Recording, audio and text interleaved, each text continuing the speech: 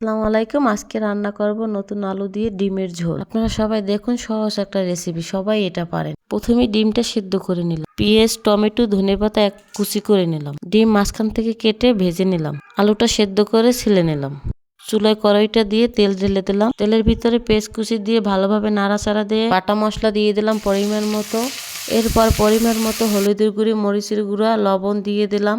ভালোভাবে নাড়াচাড়া দিয়ে একটু পানি ঢেলে দিলাম।